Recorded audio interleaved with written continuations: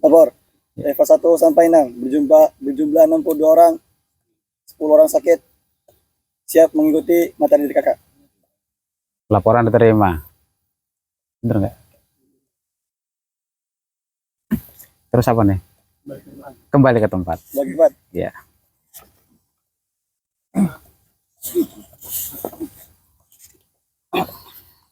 Untuk mengawali belajar berbagai hari ini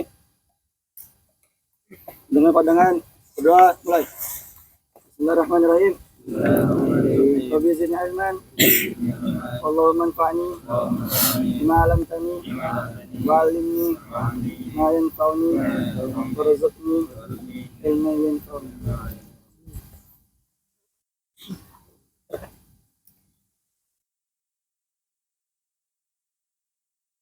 Kita mulai ya.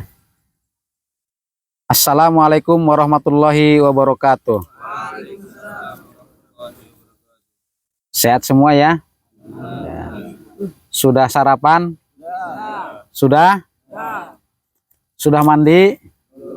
Belum, karena memang nggak boleh mandi ya. Maksudnya belum waktunya mandi. Baik. Siap mengikuti materi dari saya? Siap. Berapa lama waktu yang tersedia untuk saya dan kalian? Ada yang paham? 1 jam ya.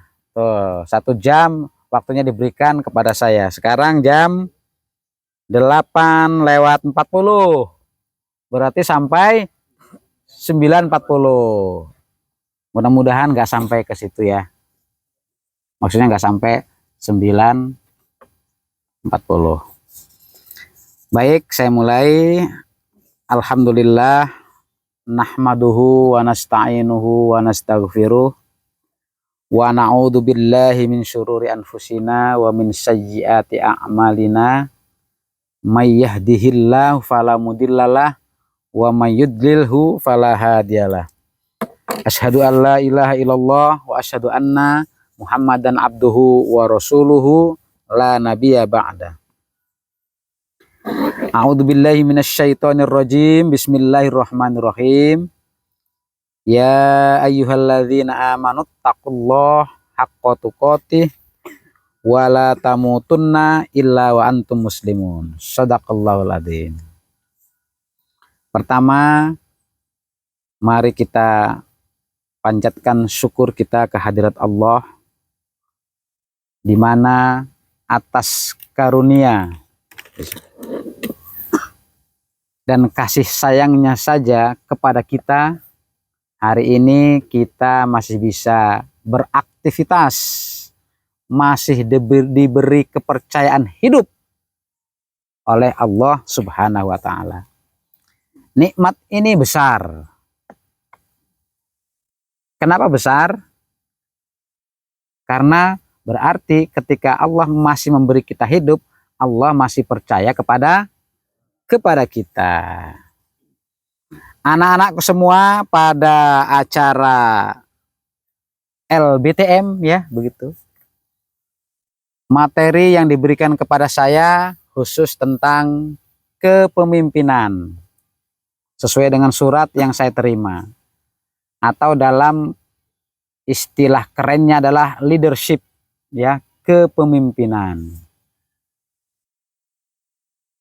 Menurut antum semua belajar tentang kepemimpinan atau bagaimana cara memimpin itu penting atau tidak? Penting. Kenapa penting? Karena kita seorang laki-laki. Kalau seorang perempuan nggak penting. Berarti penting. Coba jawab lebih lengkap lagi. Kenapa kita mesti belajar soal kepemimpinan? Karena penting. Tadi ya, kenapa penting? Ya, silakan. Di Quran juga ada tentang kepemimpinan. Bisa sebutkan Qurannya?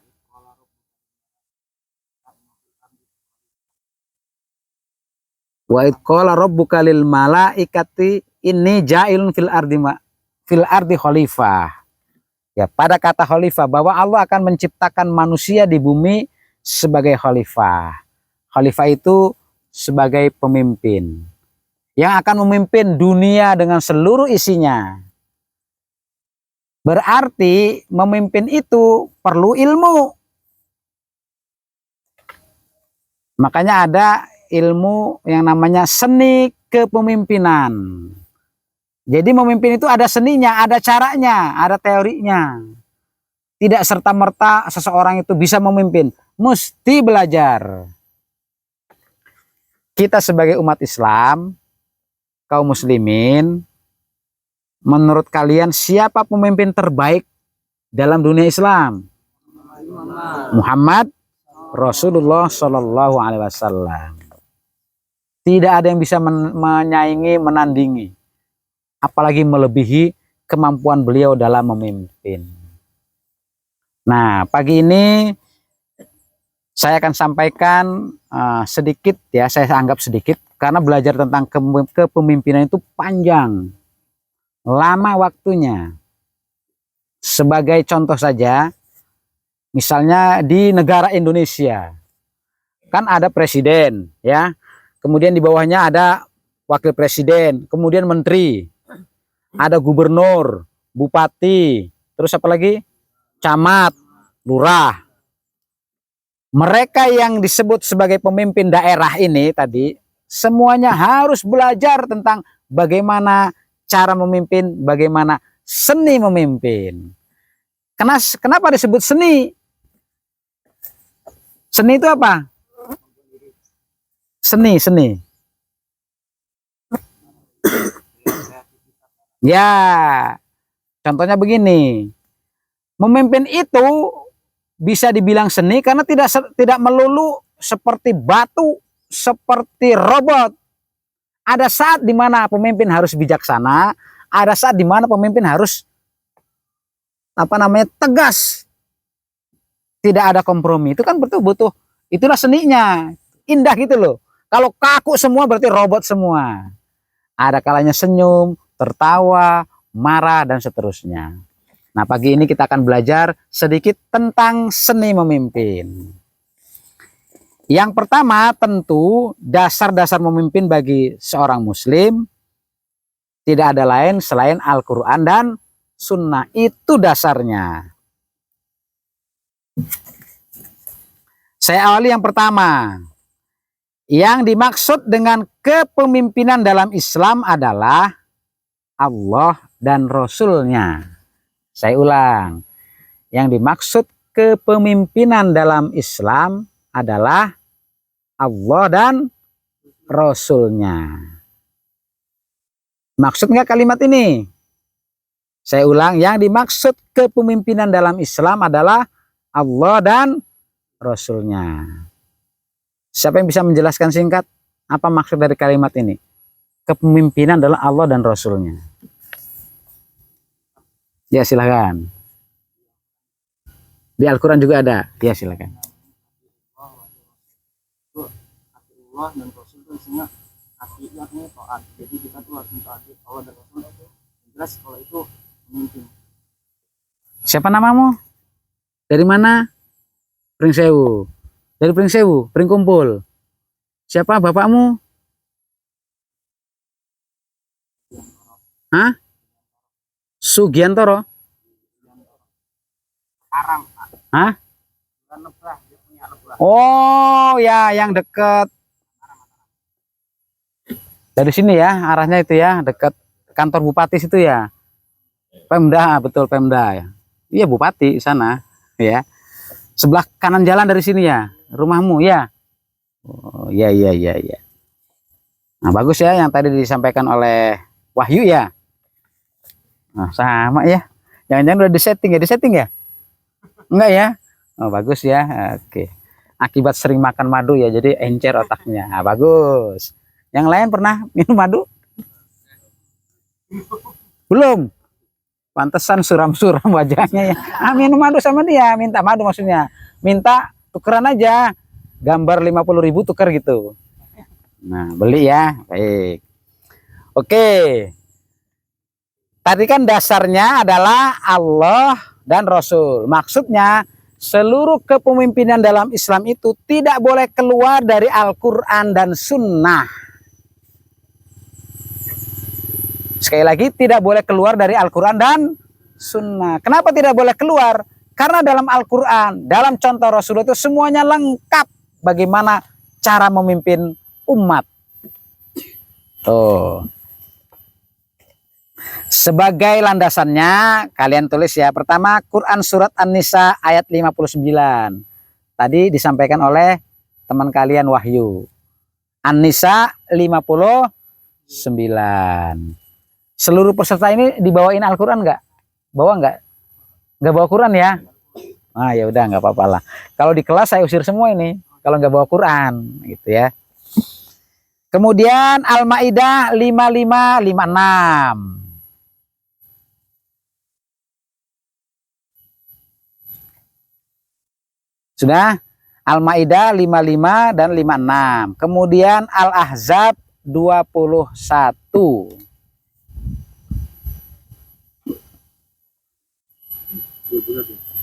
Ya, 21. Itu dasar kepemimpinan dalam Al-Quran.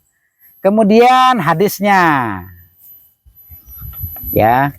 Hadisnya ini saya bacakan. Pertama dari Ibnu Umar. Sesungguhnya banyak ya, tapi saya ambil satu saja, Ibnu Umar.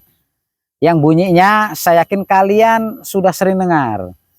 Kullukum ra'in wa kullukum mas'ulun an ra'iyati. Setiap kamu, setiap kalian adalah pemimpin. Dan setiap kamu akan dimintai pertanggungjawaban atas kepemimpinanmu. Coba ini, Abate. Sesuai dengan hadis ini, setiap kamu berarti kamu adalah pemimpin. Dan akan dimintai pertanggungjawaban kepemimpinannya. Emang kamu memimpin siapa? Memimpin kawan-kawan. Sentrum, sorry, siapa namanya nih? Nah, siapa? Sahrian. Kata Abati tadi, dia menjawab, kullukum, setiap kamu adalah pemimpin. Maksudnya memimpin kawan-kawan. Mau menyetujui atau ada pendapat lain? Pendapat lain. Nah, silakan. Yang lain itu apa? Memimpin keluarga. Sudah punya keluarga? Niat ya. Sudah ada calon? Belum, sedih banget ya Allah. Sedih bener. Loh, apa hubungannya sekolah sama keluarga? Nah, gini maksudnya ya. Setiap kamu adalah pemimpin dan akan dimintai pertanggungjawaban. Memimpin diri sendiri. Maksudnya setiap gerak-gerik kita, ucapan, perbuatan, apapun itu yang kita lakukan akan Allah tanya semuanya. Itu maksudnya. Saya ulang, kullukum ra'in wa mas'ulun an ra'iyati. Mohon maaf, contoh paling ringan. Misalnya, kamu ngisingin aja temanmu, kemudian nyumput pura-pura. Niatnya iseng. Nanti akan ditanya pertanggungjawabannya oleh Allah. Ngapain kamu iseng? Akan gitu. Ya Allah, saya hanya bercanda. Ditanya yang itu. Kamu merasa bercanda nggak? Dicandai sama dia? Enggak, saya marah. Nah, kan dosa. Dosa Sahrian, ceplok kan gitu.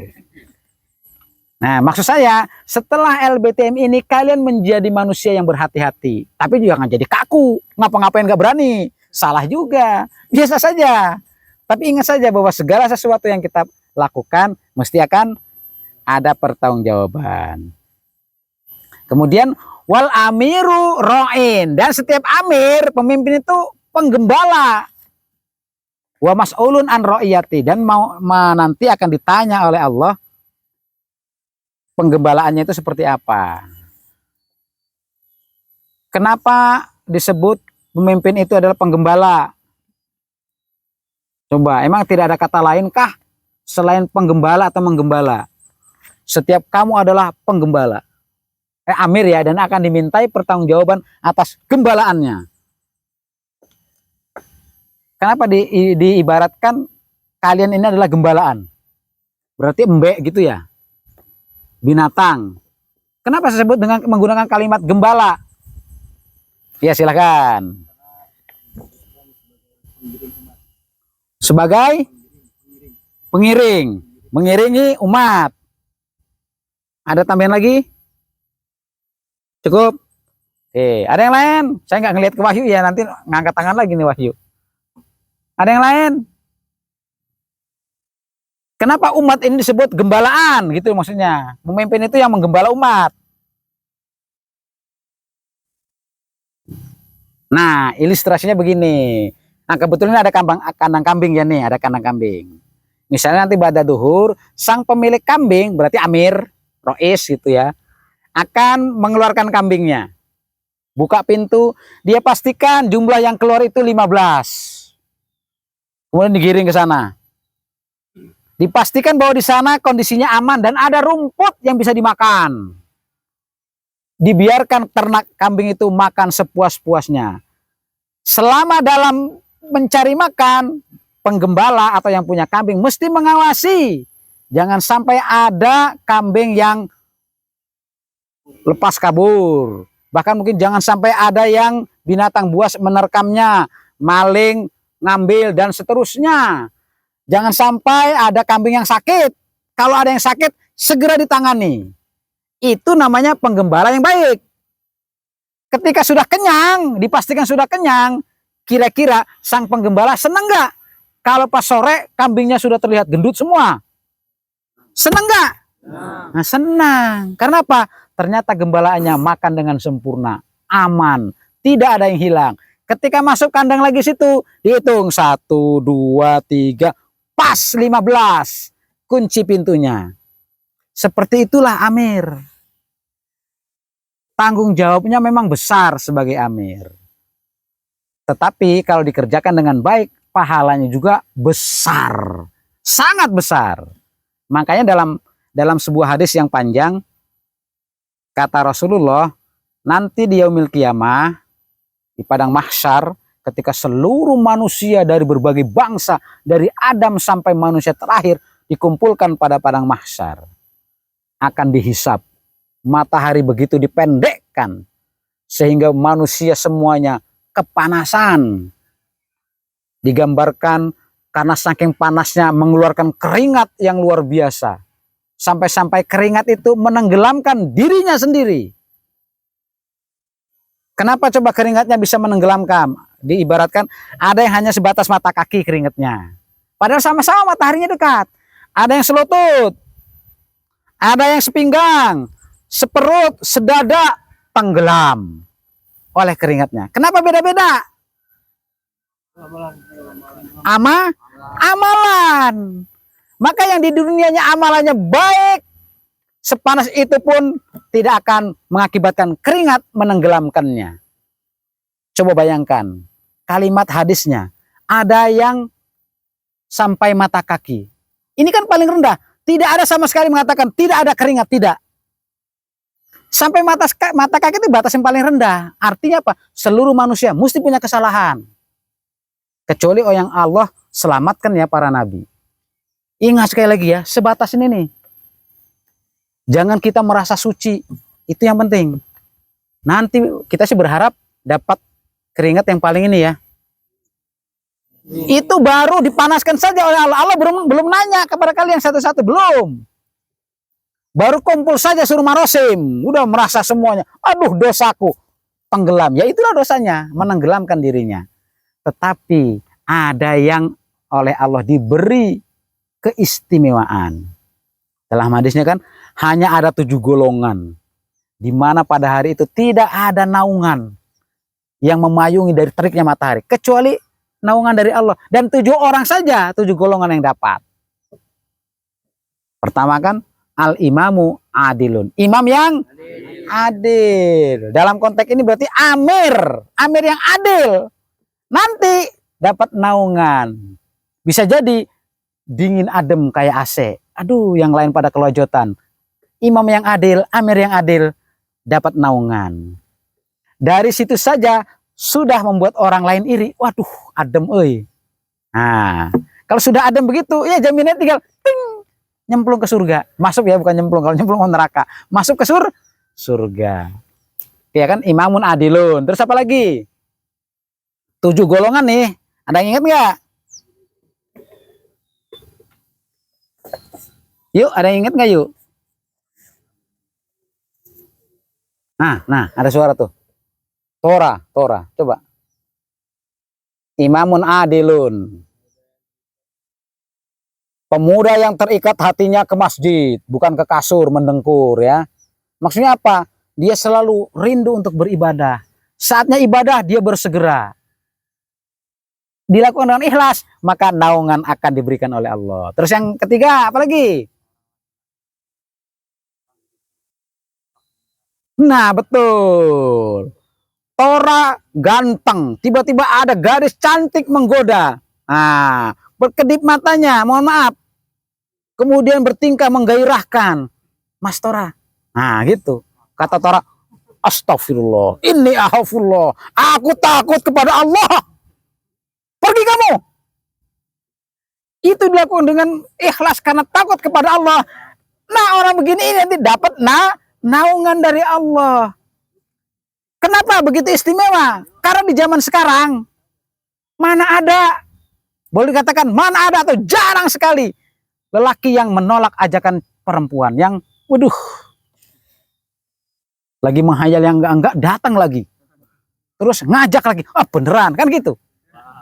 Tapi karena Tora ngomong inni akhafullah. Aku takut kepada Allah sambil nangis. Insya Allah dapat naungan dari Allah. Terus apa lagi? Ya, yang belakang dulu kamu. 2 orang yang saling mengasihi, berteman karena Allah, berpisah juga karena Allah, akan mendapatkan naungan. Terus kamu? Sedekah Apa itu? dengan tangan kanannya, lalu menyebutkan tangan kirinya sehingga tangan kirinya tidak tahu apa yang sedangkan tangan kanannya. Wah, ini udah levelnya level dewa ini ya. Orang yang bersedekah dengan tangan kanannya, tangan kirinya disembunyikan. Emang ngelihat ini? Kalau begini juga emang ngelihat. Itu sebuah kiasan saja. Bahwa keikhlasan dalam beramal itu yang utama. Ciri-ciri orang ikhlas itu, saya berdiri ya Pak. Ciri-ciri orang ikhlas itu ketika beramal, dia berusaha tidak ada orang yang lain melihatnya. Makin asik ketika sendiri, itulah iman. Tapi bergairah ketika ramai dilihat, segera periksa ke BP. Hatinya mesti busuk. Ramai, ya Bang, giat ketika banyak yang melihat. Sepi, nggak ngapa-ngapain ketika sendiri. Aduh, mau sholat nggak ada yang ngelihat lagi, males lah. Makanya orang yang makin giat, makin bersemangat ketika sendiri dalam berbuat kebaikan, itu nanti dijamin oleh Allah akan dapat naungan. Mudah-mudahan kita semua digolongkan dari salah satu 7 golongan tadi. Mau? Oke, dari LBTM ini mudah-mudahan kalian akan menjadi orang yang terpilih di antara 7 golongan.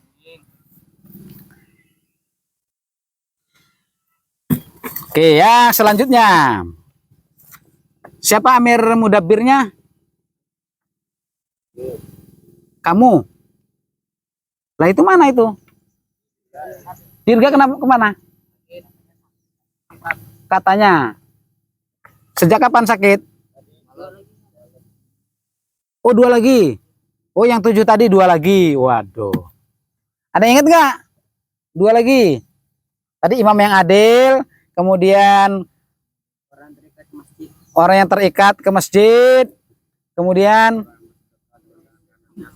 ya bersedekah. Kemudian perempuan menggoda tapi kata Tora inni akhafullah. Nanti saja kalau kita sudah menikah. Kan gitu ya. Cari yang halal. Terus apa lagi? Berteman karena Allah. Kalau tidak salah nih, pemuda yang rajin beribadah hingga dia menangis sampai bercucuran ya, kalau tidak salah ya, bercucuran air mata. Karena apa? Cintanya kepada Allah, berharap ridho Allah, tapi sekaligus takut kepada azab Allah hingga dia bergetar menangis. Itu juga akan mendapat naungan dari Allah. Itu keberapa itu? Ke-6. Terus yang ke-7 apa lagi?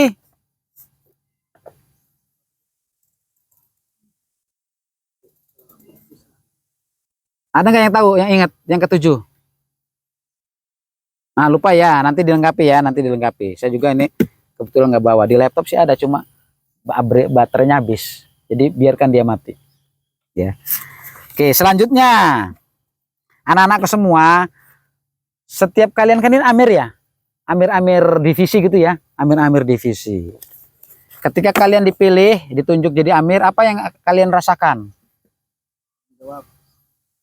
Tanggung jawab ya? Langsung, gue tanggung jawab. Berat. Oke, pertanyaan saya ubah.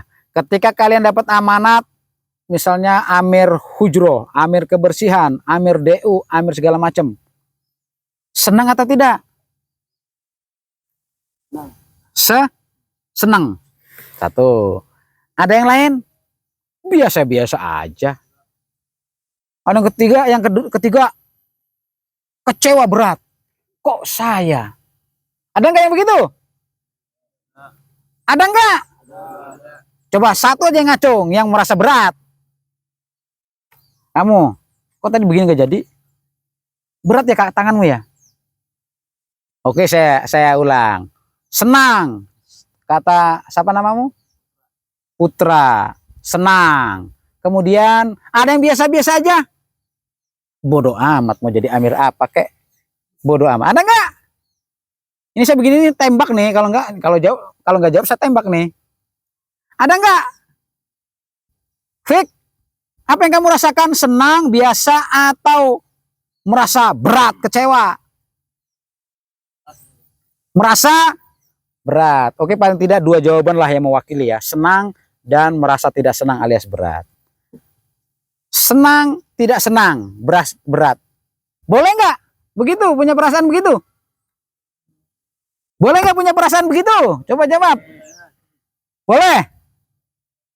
Nah, siapa yang jawab boleh? Kenapa? Senang, asik saya jadi amir, apalagi amir DU, wah udah terbayang paha ayam, tempe bacem dan seterusnya. Boleh nggak punya perasaan begitu? Hah? Boleh apa enggak? Bukan tidak. Boleh apa enggak? Oh tidak boleh berarti ya? Ah, siapa yang grup boleh tadi? Siapa yang boleh ya? Oke boleh. Hah? Boleh. Kok berubah kamu? Main kode dari atas. Boleh gitu ya? Saya ulang. Boleh nggak punya perasaan senang ketika mendapatkan amanat? Boleh nggak punya perasaan berat ketika mendapat amanat? Semuanya boleh lah. Terus kenapa senang? Ya itu dulu. Yuk. Karena diberi kepercayaan dan berat karena kita berpikir apa yang harus saya lakukan ke depannya untuk menjadikan hal ini lebih baik dari sebelumnya. Jadi jawabannya sekaligus dua ya. Senang karena merasa diberi kepercayaan. Tidak senang karena apa yang harus saya lakukan.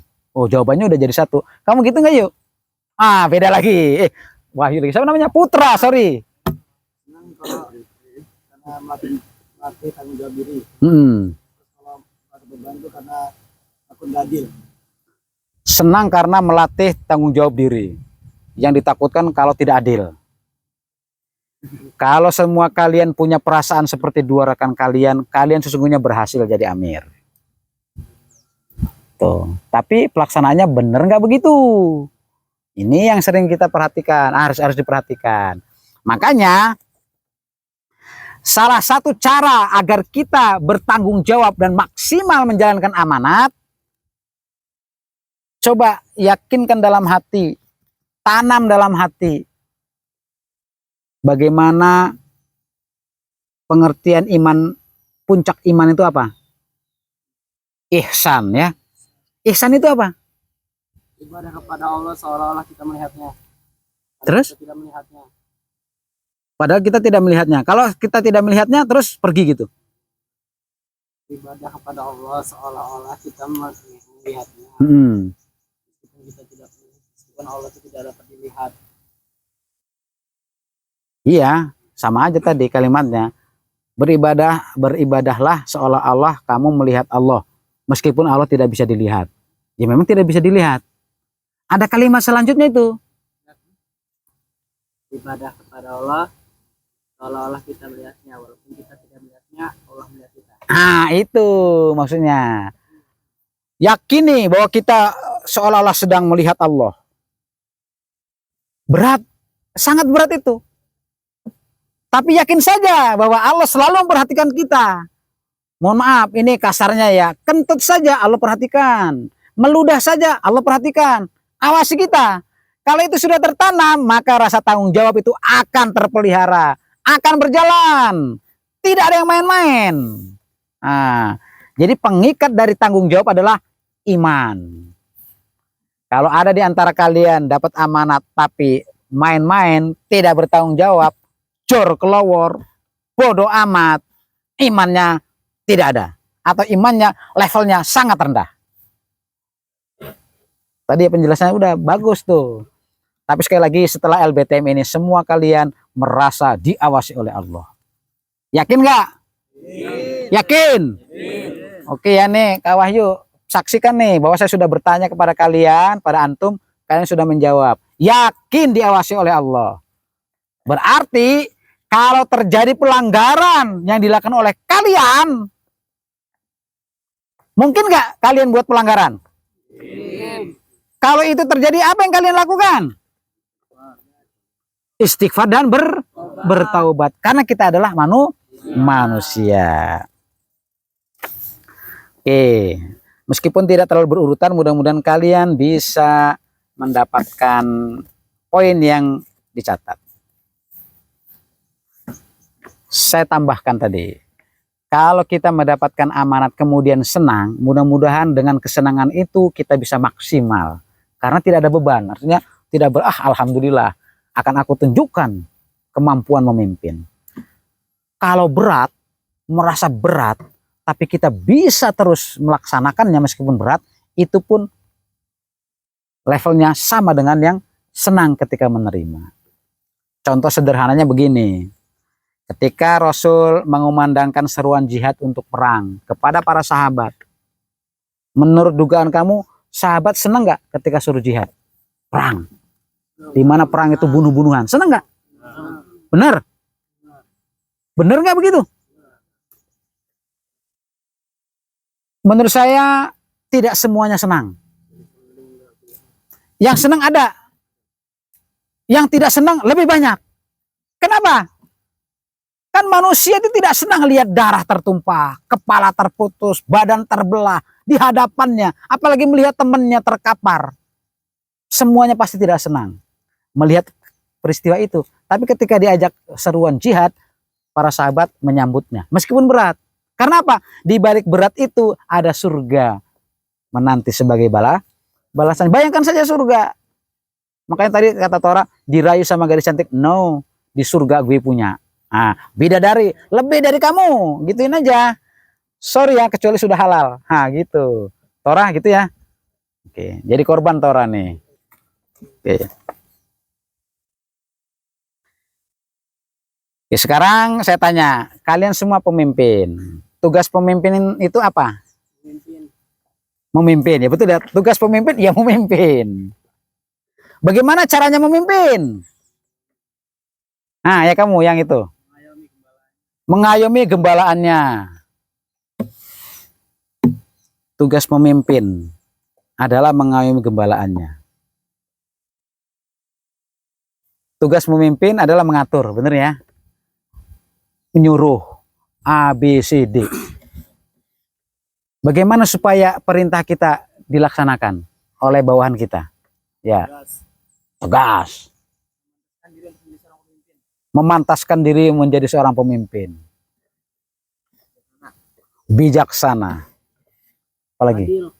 Adil. Responsif, ada masalah yang pertama menangani.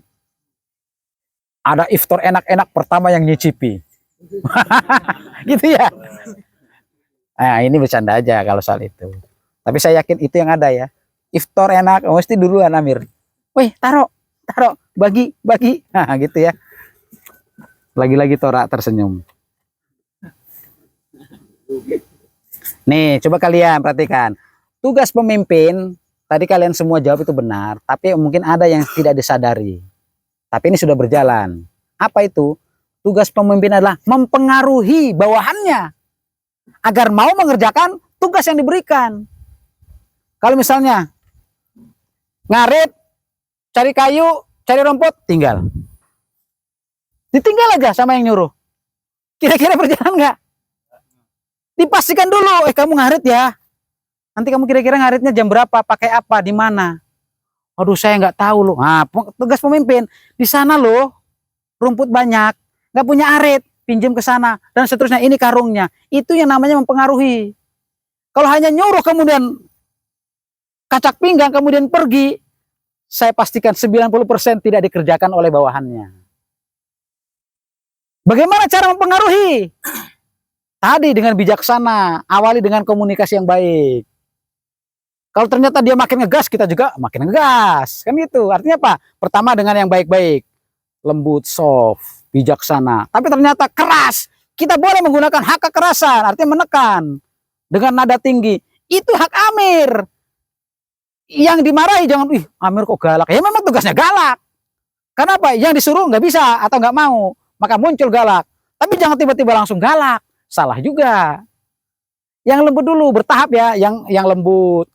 Mandan kasar, duel barangkali bila perlu. Tapi saya yakin nggak bakal duel ya. Tapi tahapannya gitu, pengaruhi bawahannya agar mau mengerjakan tugas. Kemudian tugas seorang amir lagi ya. Tugas seorang amir, apa itu? Tadi mempengaruhi yang lain. Tugasnya apa nih? Ini sudah belajar ilmu manajemen ya.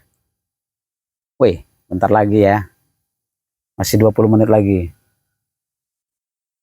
Tugas seorang amir.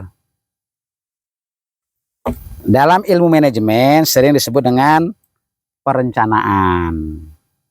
Seorang amir harus punya perencanaan yang disebut dengan planning ya. Kalian jadi amir ini merencanakan nggak? Misalnya amir hujroh. Merencanakan nggak kegiatan bagaimana cara mengatur hujroh yang baik? Ada nggak rencana pengaturannya? Ada ya, mesti ada. Pada bagian-bagian terkecil sampai yang terbesar itu harus semua punya rencana.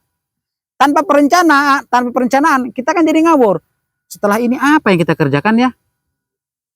Makanya diatur. Itu ciri-ciri orang bertanggung jawab adalah punya rencana. Sudah direncanakan, dikerjakan. Percuma punya rencana tapi tidak dikerjakan. Setelah dikerjakan, yang terakhir saya sebut singkat saja adalah kontrol. Sering nggak kalian memberi tugas kepada anak buah? Nih tugas. Tugas itu berarti melaksanakan perencanaan. Terus ditinggal tanpa kontrol. Pernah nggak? Pernah ya. Apa yang terjadi kalau tidak dikontrol? Nggak dikerjain kan? Maka kontrol itu bagian daripada paling penting di tugas seorang pemimpin. Kontrol.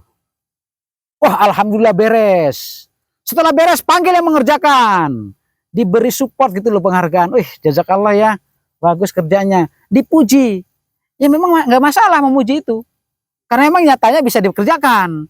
Kalau ternyata masih berantakan hujroh, saya sebut hujroh aja.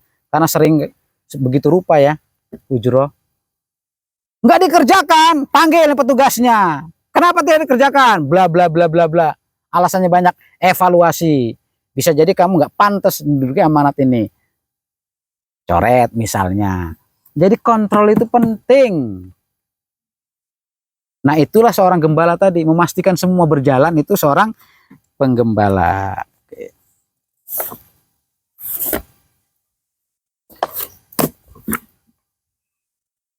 Tadi mulai jam berapa sih? 9.40. Ini baru 9. Hah? 8.40. Jadi selesai 9.40. Masih ada waktu ya, dikit. Oke, baik.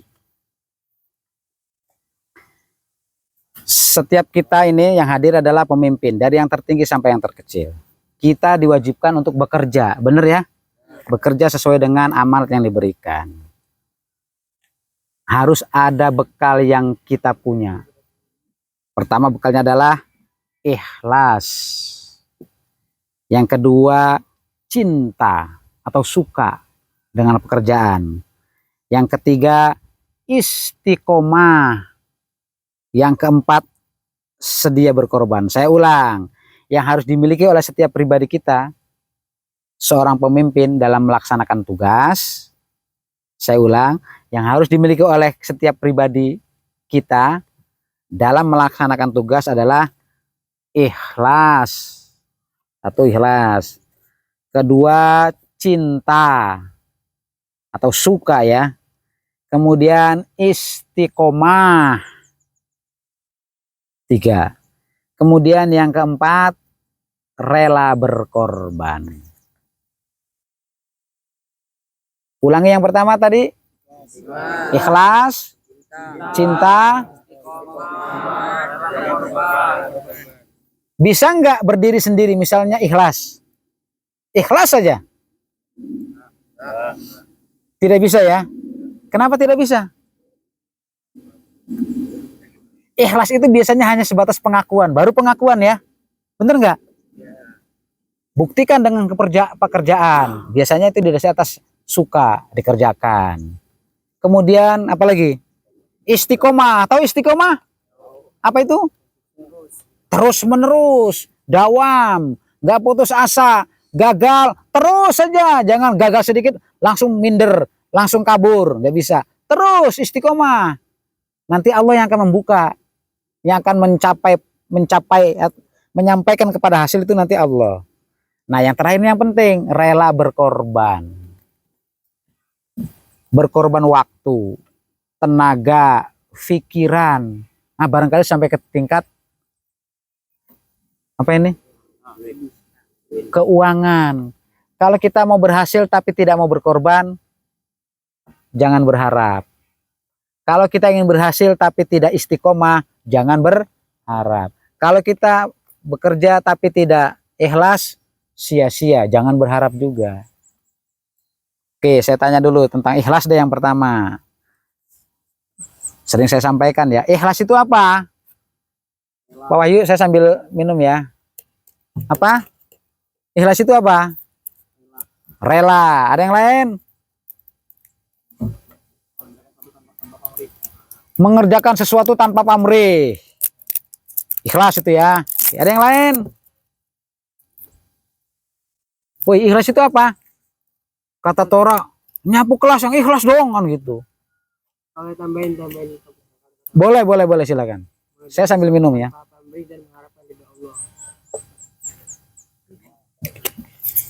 Bekerja tanpa pamrih sekaligus mengharapkan ridha Allah. Ada yang lain? Mengerjakan sesuatu dengan lapang dada, maka itu ikhlas. Kalau sempit dada, tidak ikhlas. Itu ya. Coba yang lain. Ayo. Ya, coba sentrum. Sahrian. Ikhlas itu apa menurut kamu? Tadi bekerja tanpa pamrih, mengharapkan ridha Allah. Terus lapang dada, nggak boleh sempit dada, artinya nggak boleh mangkel, nggak boleh kesel. Hah? Apa? Oh ya, belum kesetrum ya, jadi belum nyambung. Ini panggilannya sentrum nih, Pak Wahyu. Iya, ngegas terus orangnya. Bagus lah ya. Pengertian ikhlas yang sering kita dengar adalah rela, sukarela ya. Tuh. Padahal ternyata prakteknya tidaklah begitu. Kalau misalnya begini, kamu disuruh taat, tapi mangkal sambil marah-marah, tapi dikerjain. Nah, ikhlas enggak itu? Enggak ya, oke. Kamu diperintah, seneng, wah, seneng bener, asik ini. Memang kerjaan saya ini, wah, selesai. Ikhlas enggak itu? Ikhlas ya, karena seneng.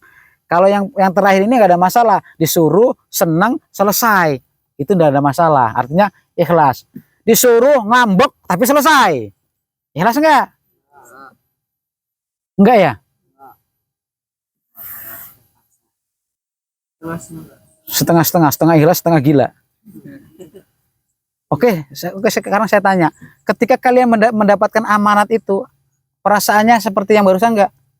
Senang semua, dikerjain semua sampai selesai, atau aduh Jan, tapi sambil kerja. Ada nggak yang begitu? Ada. Kok nggak ngomong tadi? Lebih banyak mana yang senang sama yang terpaksa atau merasa itu jadi beban? Jujur. Loh kok jadi terbungka semua nih? Kok ayo? Jangan-jangan kalian gak ikhlas nih berarti? Kan kata tadi ini ikhlas itu adalah dengan sukacita, tanpa pamrih, mengharapkan ridho Allah. Lah kalian disuruh malah kayak sentrum itu. Saya lagi, tapi dikerjain. Nah, nyangkol. Saya lagi. Sambil ngedumel, tapi selesai itu lantai. Misalnya, lagi-lagi lantai nih. Karena kelas kita sering, kayak kapal pecah. Oke, sekarang saya jelaskan ini. Barangkali ini ilmu ya.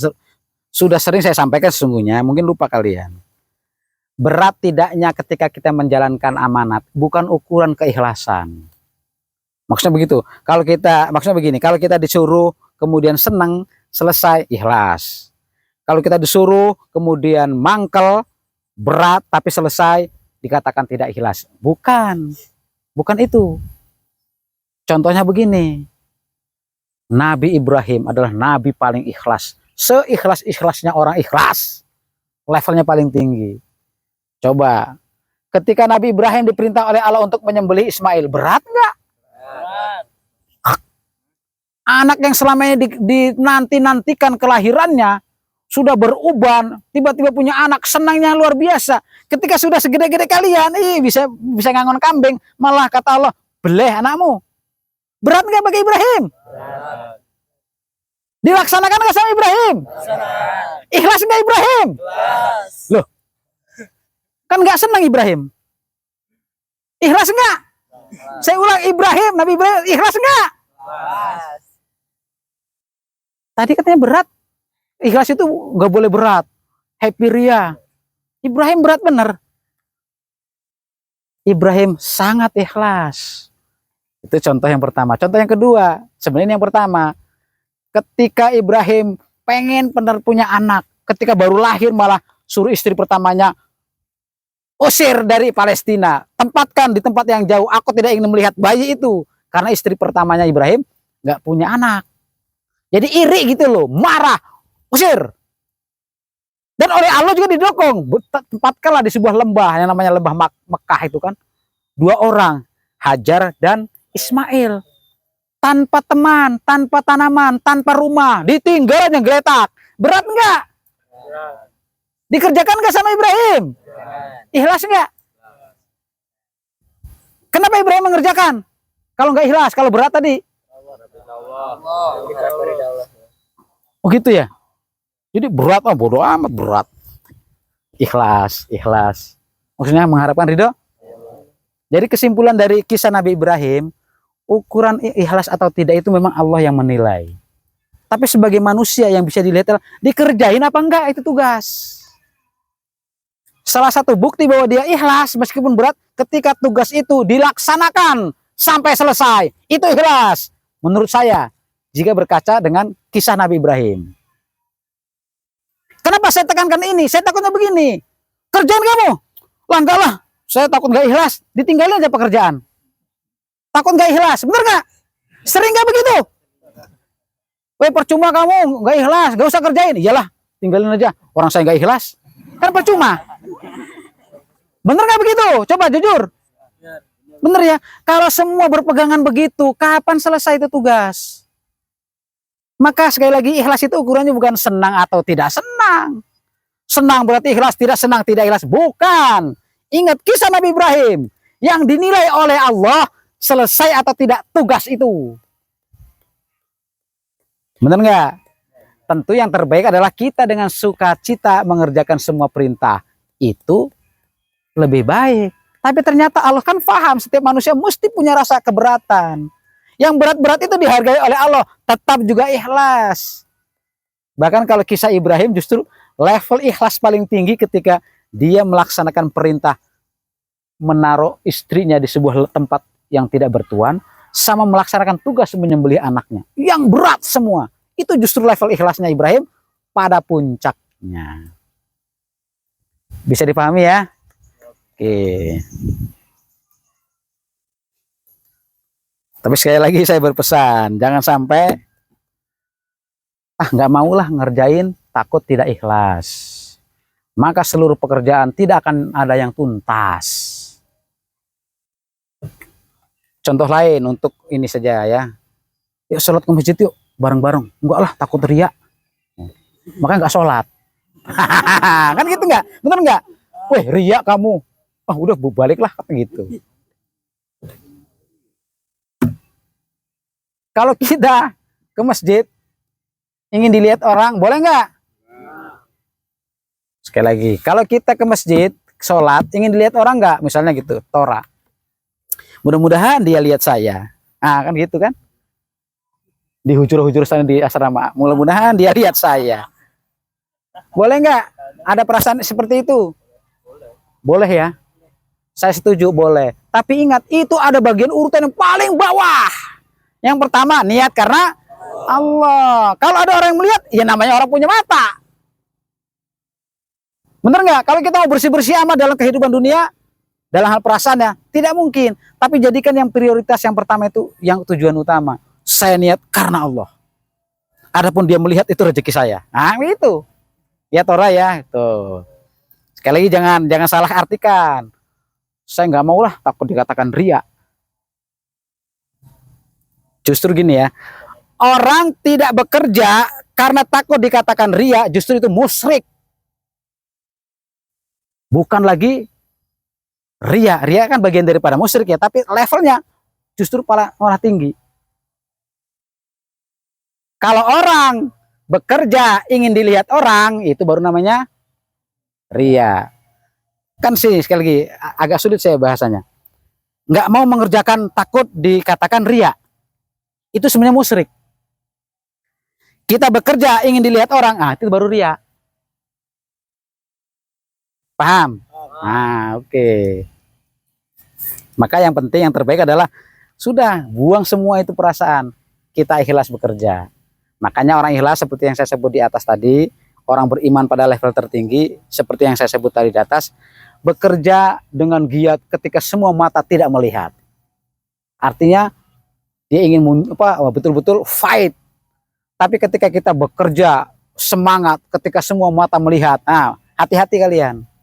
Jatuh kepada apa tadi? Ria. Oke.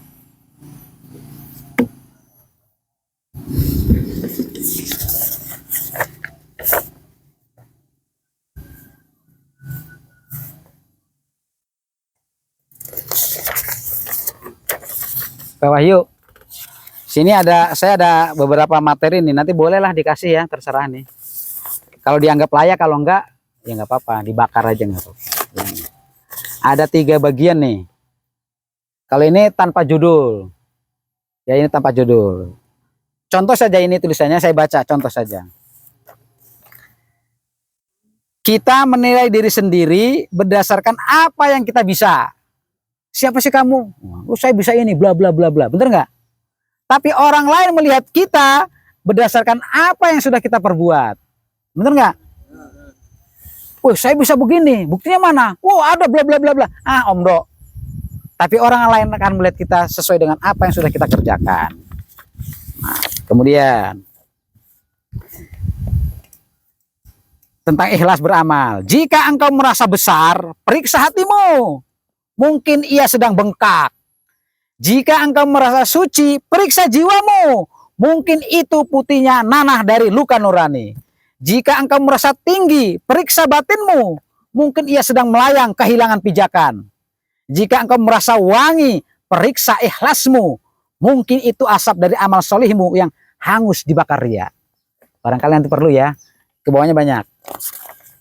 Tapi bagi yang berminat saja. Kalau yang tidak, mungkin ini yang bisa saya sampaikan ya. Meskipun agak ngalir ngidul sesuai dengan kondisi kalian ya, yang panas. Barangkali juga sudah lapar. Saya berharap apa yang saya sampaikan dengan cara begini ada yang bisa diterima. Saya cukupkan ya Pak Wihi ya. Oke. Demikian apa yang dapat saya sampaikan. Sekali lagi mudah-mudahan kalian bisa menjalankan amanat sesuai dengan kemampuan. Kemampuan itu artinya maksimal sampai berdarah-darah. Ya, laksanakan tugas dengan baik, utamakan karena Allah, niatkan karena Allah. Mudah-mudahan nanti kalian termasuk pemuda-pemuda yang akan mendapatkan naungan di yaumil kiamah. Karena kalian adalah pemuda-pemuda yang dapat mendapatkan amanat, kemudian menjalankan amanat itu dengan adil, bijaksana, dan selesai sesuai dengan rencana.